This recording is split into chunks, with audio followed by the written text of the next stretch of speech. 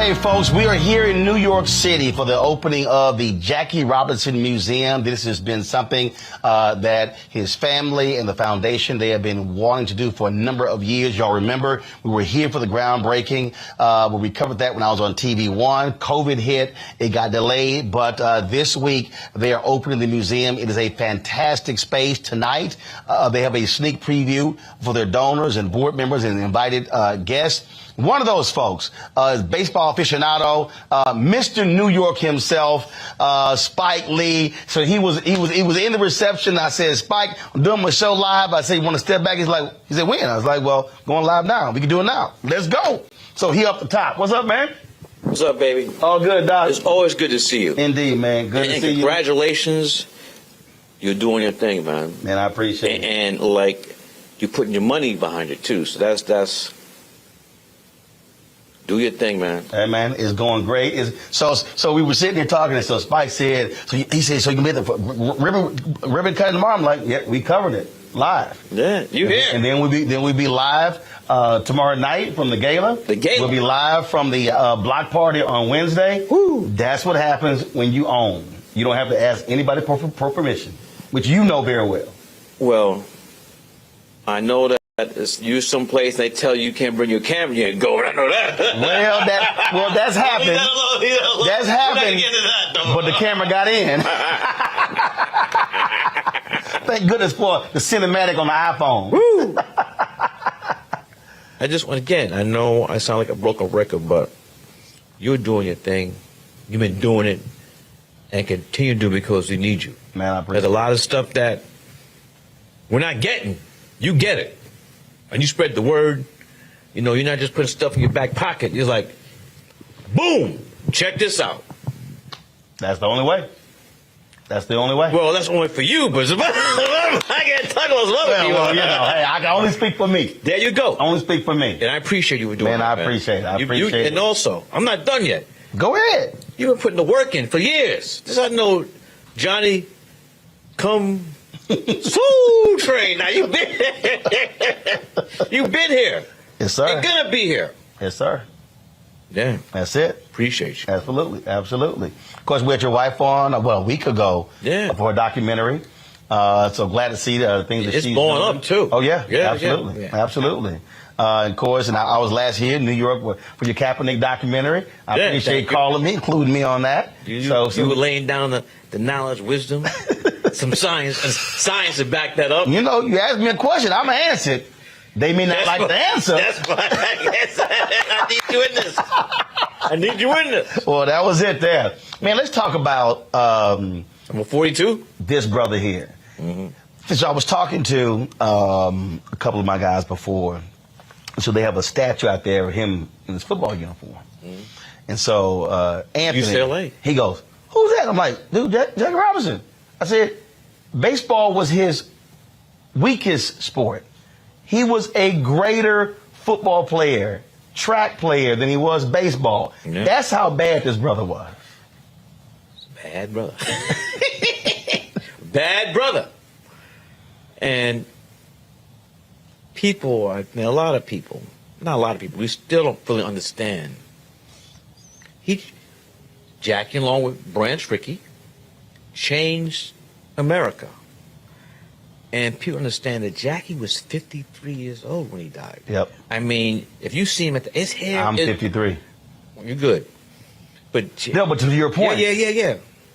His hair was white as snow. And those years where he made that deal with Branch Rickey that he had to keep it in, no matter how many times they spiked him, no pun intended, through his head, the insults, the death threats, and when you have to keep that in... Doc, that's... But think about it. He sacrificed his life because he knew the first time...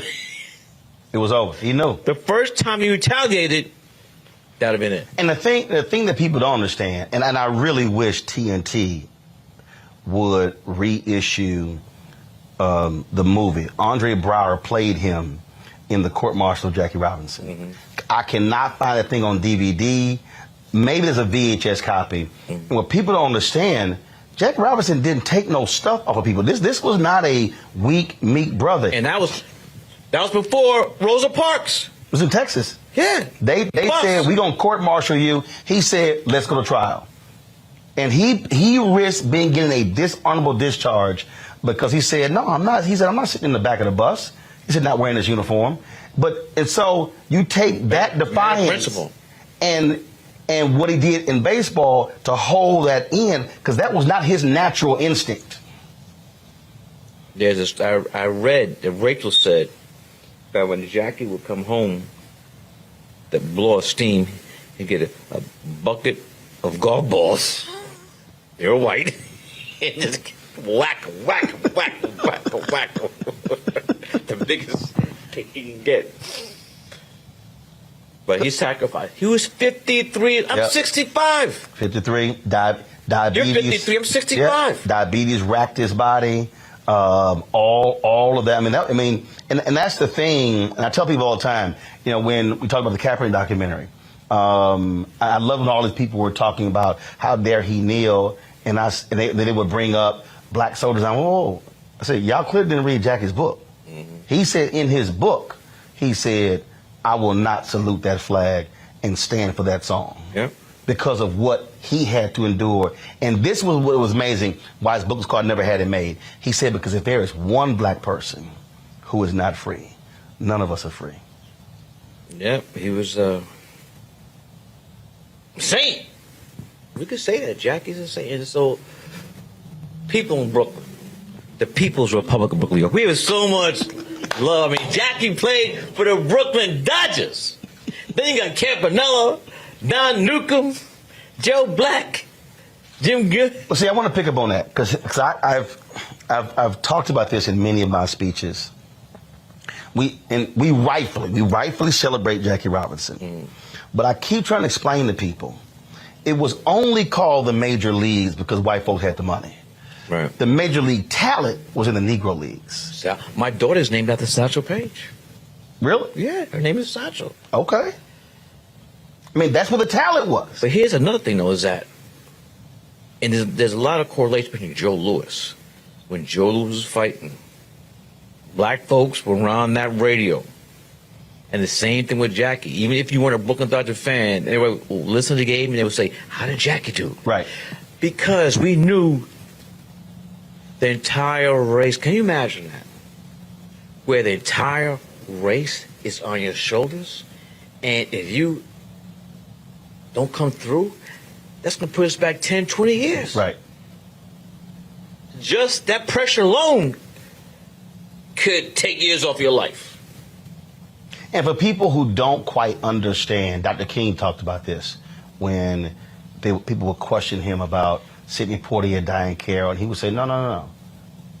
I don't need them at the march because they are serving a purpose for what they're doing on the small screen and the big screen. But also, don't leave like Harry Belafonte. Right. But he was. Yeah. But you didn't include Belafonte. It was with the criticism, because they would say, well, we see Harry, we see Dick. Why are we seeing them? And he would go, no, hold up.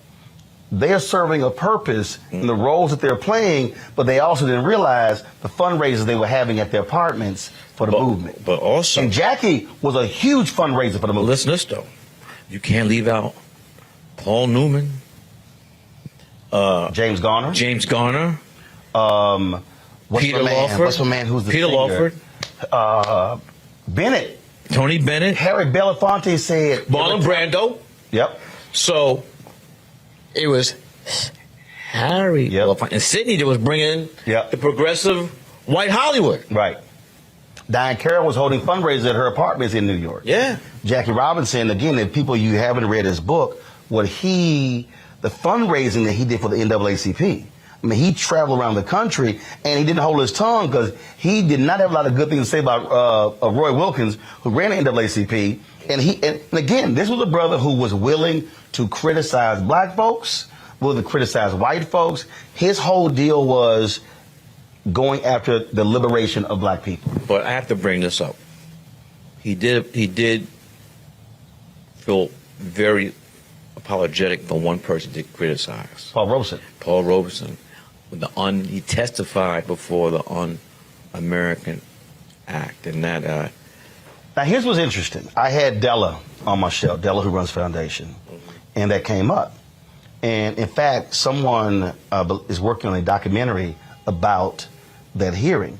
And what she said to me was, she said if people go back and actually look at the testimony, he spent a small amount of time on Robeson. But even that, it wasn't small enough that he right. He said that's one he could take back. Yep. So it couldn't be that small. Yep. But that, for me, it's so. I mean, you know this. Booker T, Du Bois. We get to these things where it's like. Well, you went through that. You went through it. Leave me out of this. No, you went through it. But y'all sat down. No, I tell you the story. You and Tyler. I called him up. I said, I'm gonna get on the plane. I said, I need to come down there. I'm gonna get on the plane. He said, Spike, come down. Gave me the tour of the mansion. The first one. Not the newest one. Not the new one. And later on, when he named one of the stages for me. Yep. But I saw that it was getting out of hand. It was like Spike's from the north, but I was born in Atlanta. I went to Morehouse. My father went to Morehouse. My grandpa went to Morehouse. My mother and grandmother went to Spelman. So I got southern roots, you know. But it was great that town. We squashed that. Right. We squashed it. No, he told me. Yeah, it was squashed. But see, that's why when I interviewed Matty Rich. What'd you say? When I interviewed Matty Rich. Yeah. And we were sitting there, and I was like, y'all hadn't talked? And he told me, I was like, and I was glad you answered. Mm-hmm. And because I was just, again, that's one of those things that my whole deal is, hey, I know him, I know you, and and his people hit me. He said, he got all the information. They haven't connected yet. I said, but that's the thing. That's where two men, two brothers, let's sit down, brother, and chop this thing up. Chop it up. And that's what's important. That's what's important. Yeah.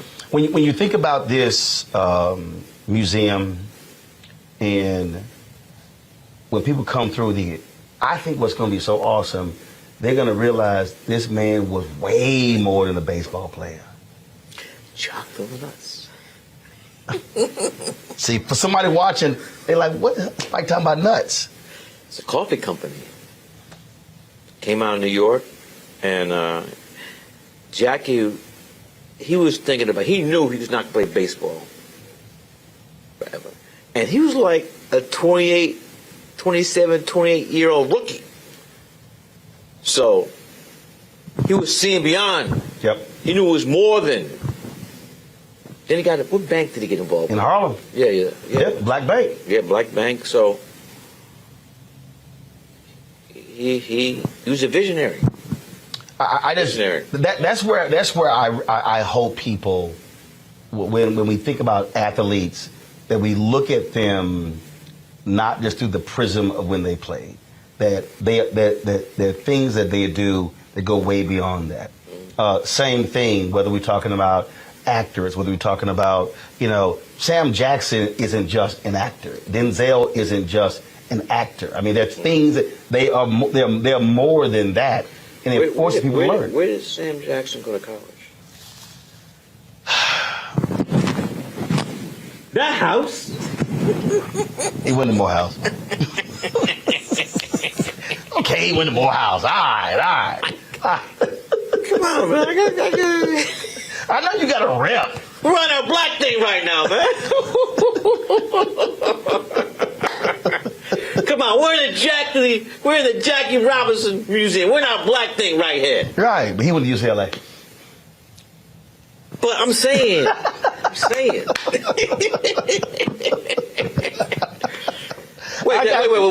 Was Jackie friends with Dr. Martin Luther King Jr.? Yeah, he was. Where did he go to school? Went to Boston University. Undergrad. The house. See? For the black thing, baby.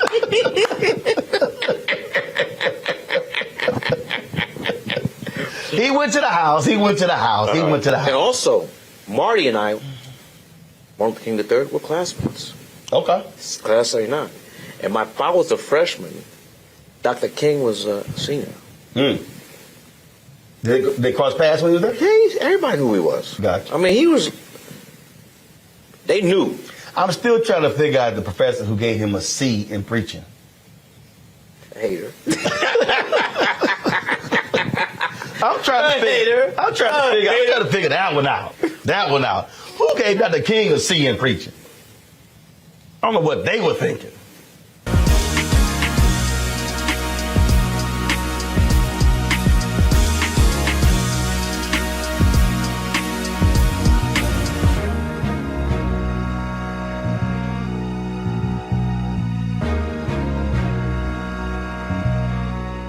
Pull up a chair, take your seat. The Black Tape with me, Dr. Greg Carr, here on the Black Star Network. Every week, we'll take a deeper dive into the world we're living in. Join the conversation only on the Black Star Network.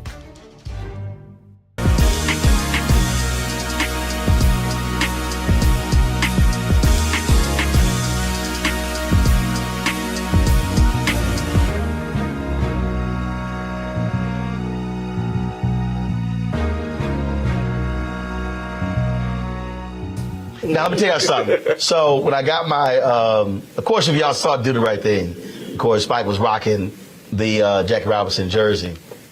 And you make it perfectly clear to people, don't be walking around with no Jackie Robinson Dodgers jersey with his name on the back. Well, He didn't have his name on the back. I know. But people gonna see this. People gonna see this movie who nothing about. So it was helping people who did not know Jackie. Right. But I knew that I mean, I got a Jackie Robinson jersey, so I knew that. Right. Before too. Yeah, and in fact, the Houston Astros sent me, and I actually did have several people. I saw the mayor of Houston, Sylvester Turner, and he had a 42 with his name on the back. They sent me an Astros jersey. You know, obviously, all Major League Baseball, all 42s retired across all teams. And they sent me a 42 jersey, and they put my name on it, but I won't wear it. I understand. My deal is, I told him, I said, huh? You got a frame though, right? Yep, I got to hang it up. Yeah, no, you got a frame, yeah, right? but I won't wear it. So my deal is, I'm going to get me one, but I don't want my name on it. It's his number. Cool. And that's the thing. That's the thing. Yeah. And so I would hope, but you know, and look, being a hardcore Astros fans, Yankees fan, hardcore. Now I want to tell y'all right now, if the Astros and the Yankees face each other in the playoffs, I'm telling you right now, we gonna go to a game together. He gonna be decked in all his Yankee stuff, but I'm gonna have so much Astros blue and orange on, he gonna think I'm a Knicks fan.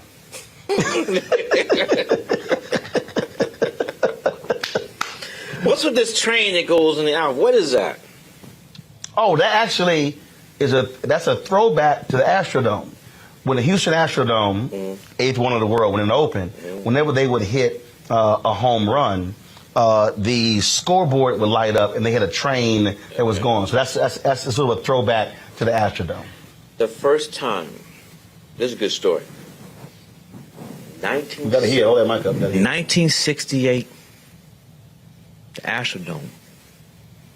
My father told my mother, my late mother, Spike could stay up to watch the game.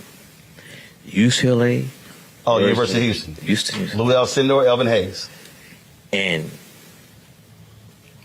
Alcindor, he got poked earlier, so he had to play that game with one eye.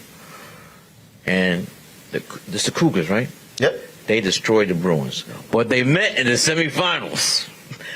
And brother Alcindor from Harlem, uptown, they did a job on it. But at that time, that was like the biggest college. It wasn't.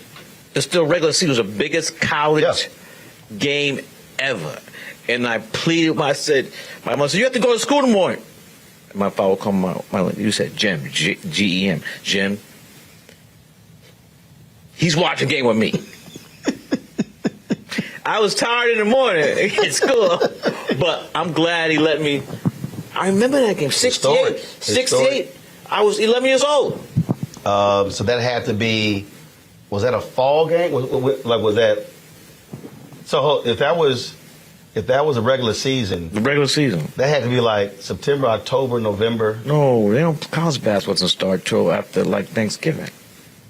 Okay, which means that I think I was probably 2 weeks old. I was born November 14, 68. You were. So I was here when the game got played. Man, let me see my phone. Let me see the actual date. Let me see the actual date of this game. It's over in there. my phone. Let me see. I remember that Let me game. see when that game was actually played. Let's see. And it had like, see the attendance that game. That thing was 60,000 people. Well, that's what put in mind of the NCAA when they decided to go to March Madness in stadiums. Yeah. They harken back to that. Let's see. Yeah, don't get a bad UCLA's seat, versus but you have Houston. to watch the No. Jumbotron. No, I wasn't even conceived yet. The game was January 20th, 1968. Uh-huh. My mom and daddy probably had sex on Valentine's Day. Hey, No. that's enough. No. I was born November 14th. It's literally 9 months. My brother born November 13th, 67. So both of us say we Valentine's Day babies. And his son was born November 10th. There you go. No, Chris, November 12th. So I'm like, yeah, y'all were having a little fun Valentine's Day too. You always wanted to do a Jackie Robinson movie. I'll tell you the story. First of all, deep respect to our brother Chadwick. So Yes, this indeed. this is Great brother. this is nothing to do with him Yep. because I was Yep. he was probably still at Howard. Yep. And my version of Jackie Robinson, I wanted to tell a life story. I did not just want to concentrate on 1947 because I thought that I still think that he was more. That was more than. Yeah. He had a life before 47. He lived a life after 47. Yeah. I really wanted to show the scope and the depth of the man, and the same reason why Malcolm X. Right. You know, and that's why I got conflict with the studio. Malcolm, he was evolving. Yep. And you need to show those different phases of his life. Yeah. You can't do that in 2 hours. Right. And the people dealing with Jackie Robinson, they don't want to do it, so it didn't happen. Would you still do it today? Or is it time gone past? I don't think it's past. Also, I wanted Denzel to play Jackie, but Denzel said he was too old at the time. Well, see, now he would have to play the older Jackie. Yeah. So you had to find a younger. His son, You had to. John David. He played football at Morehouse. I know. And that would be interesting. Yeah. John David as the. I do want to. I want both of them, but they were in the film together already. Malcolm X. John David is one of those kids at the end that says is in the classroom. Right. My name is Malcolm X. Really? That was his debut. Wow. Did not know that. Very few people know that. Did not know I would that. love to do something with Denzel and his son John David. Have you talked about it? No. Do I need to John David knows about him, but not D. Do I need to call Pauletta? No. That's how I get to Denzel. See, That's the only way. See that's why I always speak to the wives. I speak to the women. I speak to the husband because like Viola, I call Julius. See, other cats just like. And how you get in touch with Samuel Jackson? Oh, I hit Sam, but I met his wife first. Matter of fact, I met his wife and Pauletta first, and they were like, "Oh my God, Roland, we love you." And I was like, "Well, I'm sure appreciate that." And so you got the end. That's right. You never, because see, it's like at the Fred Gray interview. I called, I left the message, and his wife, I heard the message, she said, I get all these interviews. She said, no, you doing that one. She says, you going to do that interview, Roland Martin. And when I went down to Alabama to do it, his wife and the daughter was there watching the interview. I gave him a shout out. I was like, y'all make that happen. She's like, he doing his interview. See, so yeah, I don't ignore the wives. I don't ignore the wives or the husband. I always talk to them. You were just talking about when you mentioned Malcolm X. Yeah. And then I thought about you told me with Harry Belafonte when he told you, man, why you keep calling Ossie and putting him in movies? You won't never call me. He said, Isaac can sit 1 hour. And then we made the call for Black Klansman. Woo! How old is Harry? 95. Turned 95 this year. We got to get a love shout out to Rachel. Yeah, turned 100 last week. Just had a birthday. 100 last week. Looking sprightly out there. Just saw her. Just saw her, absolutely. The Queen. Rachel, my grandma lived to be 100 years old. Wow. She put me through Morehouse and Spelman. I mean, she put me through. No. Yeah. Morehouse and NYU. No, he spoke right. Are you trying to say that's a Freudian slip? Probably spent more time at Spelman than at Morehouse. No, that's not true. There's a line. What kind of TV is this? You can say it's my show. It's called Roland Martin Unfiltered. Well, I want to know what your It's called Roland Martin Unfiltered. Okay, there's a line in School Days where Jean-Carl Esposito, who plays Big Real Mighty, and I play the character Hat Pine. He says, Hat Pine, you ain't seen no paws! That was me. So don't get it twisted. That was your part? That was me. No parts.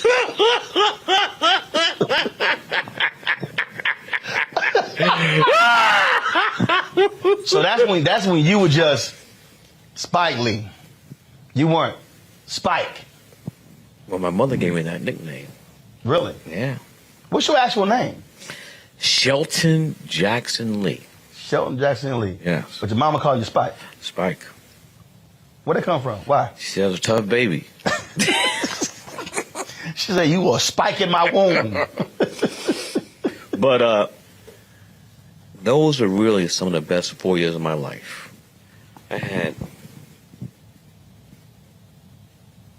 There were trials and tribulations, but my mother said, I'm giving Morehouse my baby, and I'm gonna get back a Morehouse man. Send the baby, came back a man. Yes. And you've been running ever since. Well, I've been blessed, but it's a lot of hard work. Oh yeah. But just blessed, and gotta keep going. Gotta keep it going. You know, that's what we do.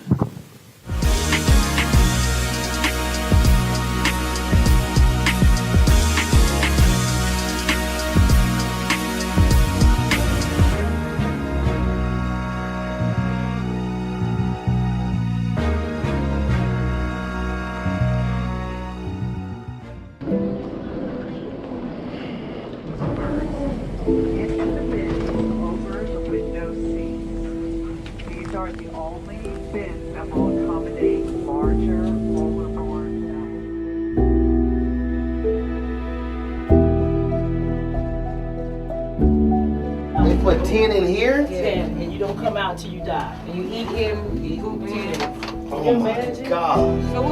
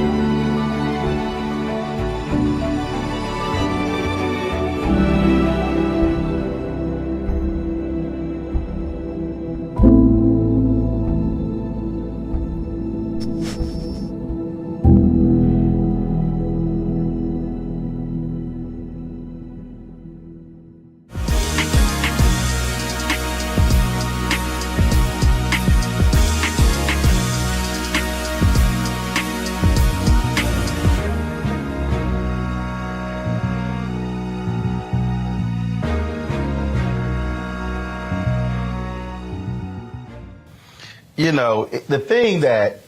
I'm not getting in trouble for that thing, right? No, absolutely not. Absolutely not. Well, the crew, they wanted to laugh. Was that funny? Boy, everybody who saw School Days, we all know it's funny. We all know it's funny.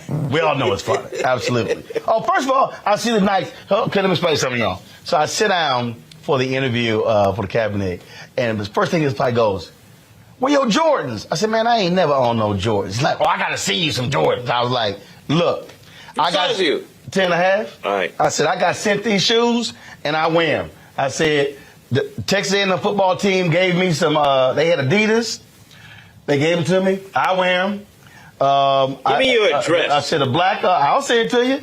We've had some black-owned athletic shoe companies on the show. They sent it to me. I wear them. I was like, "Hey, Mike ain't sent me none." I said, "I wear the shoes for free." Don't take that. Put that on me. Don't put that on money. No.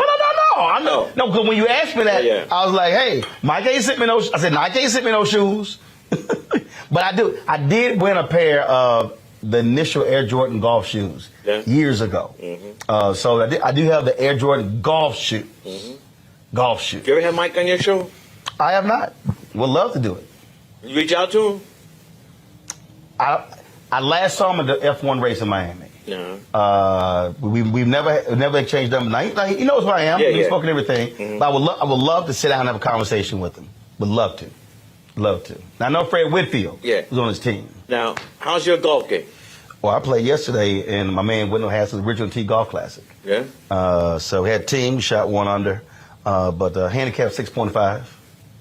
Can you hang with money on the golf? Mike is probably better than me, but he played way more than me. Plays every day. That's my point. On his own golf course. Wait a minute, him and Ahmad. Yeah. Him and Ahmad. Ahmad did tell Ahmad we played in the Jeffrey Osborne Golf Classic, and Ahmad was like, he said, "Ro," he said, "if you play golf a little bit more," he said, "you be dangerous." He said, "Where you swinging?" He said, I said, "Ahmad, I got to work." You don't got the time. I said, "Ahmad," I said, "You 72 and retired, Ahmad." I said, he's like, "Yeah, you're right." I said, "Come on, you chilling every day." You bet in Barkley? I don't know. I guess that's a yes. Your swing is better than that, though, right? Ladies and gentlemen, what does that face say? That face says, "I'm about to cuss Mike Lee out." That's that face. Man, please. Barkley don't want no part. No parts, huh? He don't want no parts of me. I was texting Charles the other day, but Charles don't want no part of me. He don't want no. Trust me. You see my swing, you like, yeah, that ain't Charles' swing. Matter of fact, let me go. Let me see. Who is this here? Okay, that's my brother right there. We played golf the other day. Man, let me. You ever play golf at Mars Vineyard? Yeah. What golf course? I played. Farm Neck? I played Farm Neck. I played the new one all the rich folks built.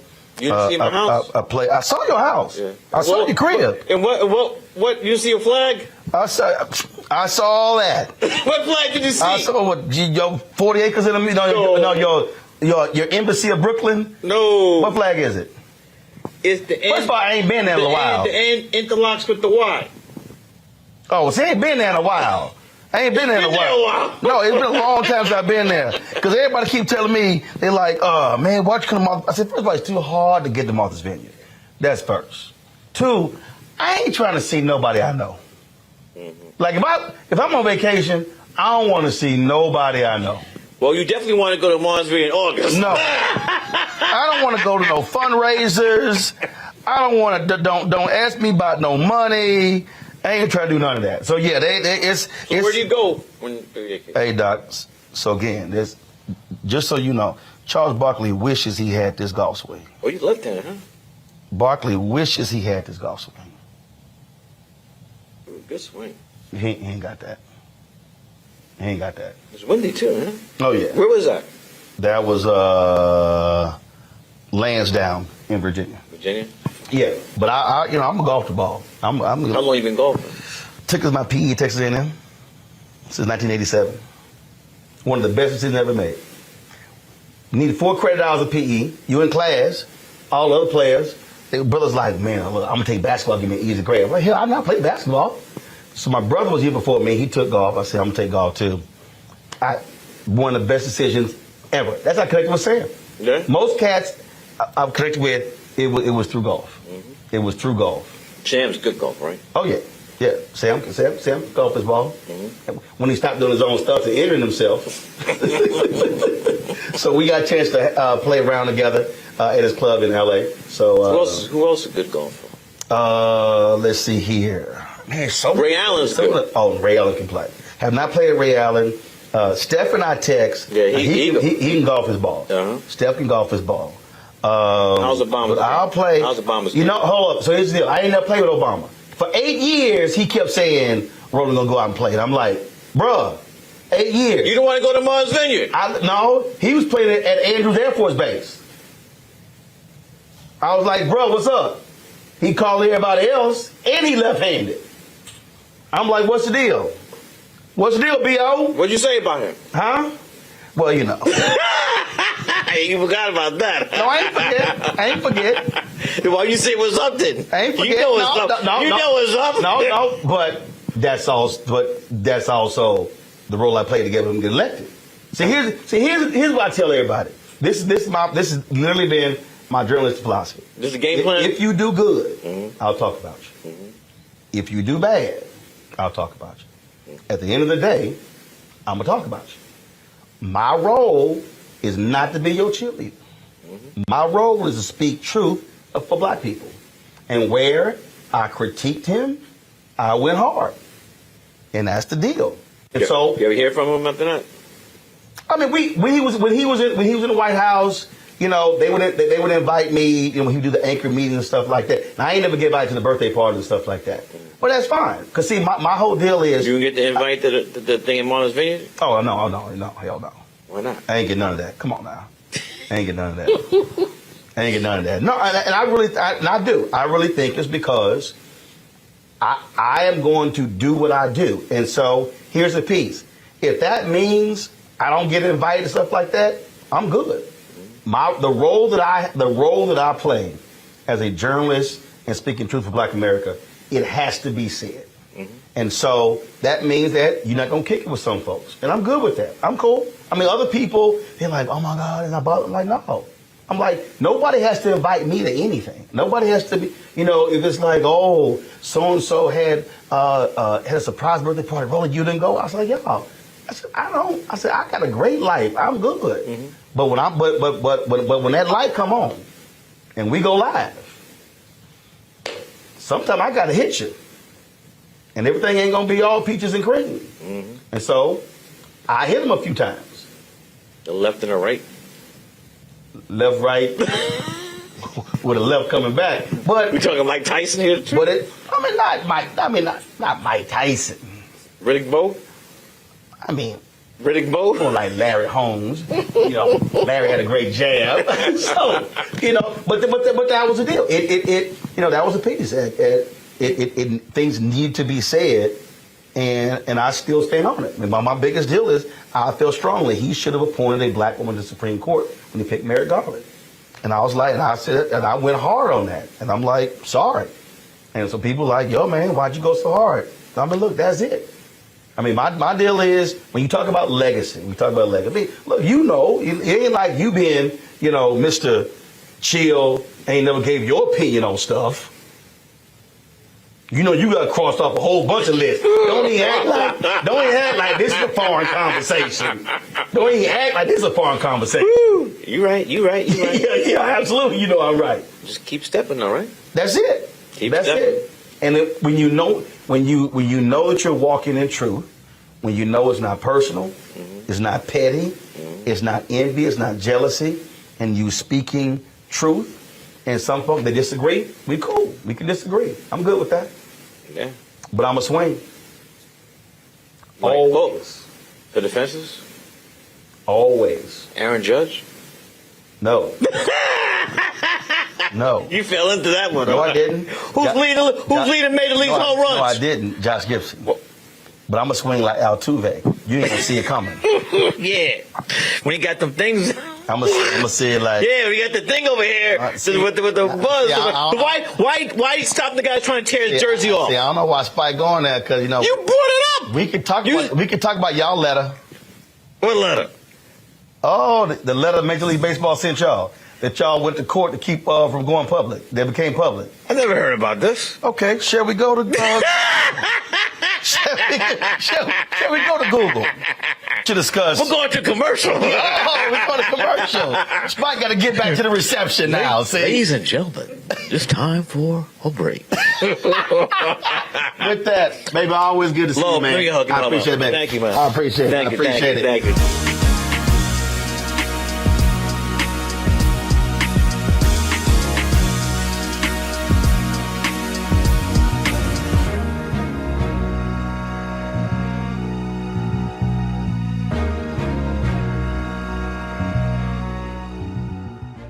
Folks, Black Star Network is here. Hold no punches. I'm real revolutionary right now. Support this man, Black Media. He makes sure that our stories are told. Thank you for being the voice of Black America, Roland. Stay black. I love y'all. All momentum we have now, we have to keep this going. The video looks phenomenal. See, this difference between Black Star Network and black-owned media and something like CNN. You can't be black-owned media and be scared. It's time to be smart. Bring your eyeballs home. You dig?